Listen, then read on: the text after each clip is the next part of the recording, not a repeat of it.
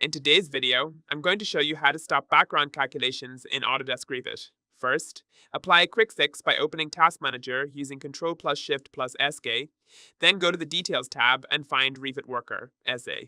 Select it and click End Task to stop the current background activity temporarily. Next, inside Revit, go to the Project Browser, expand Families, and open Duct Systems or Piping Systems depending on your project.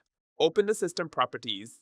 Find the calculation setting under Mechanical Parameters and change it to None or Performance to reduce calculation load. For a deeper adjustment, open File Explorer and navigate to Users your username, App Data Roaming E Autodesk. Revit E Autodesk Revit E, Autodesk Revit E version. Open the Revit. Any file with Notepad, find or add the line. Disable background processes 1, then save the file. These steps can help reduce background calculations and improve Revit performance. If you found this tutorial helpful, don't forget to subscribe. Thanks for watching, and I'll see you in the next video.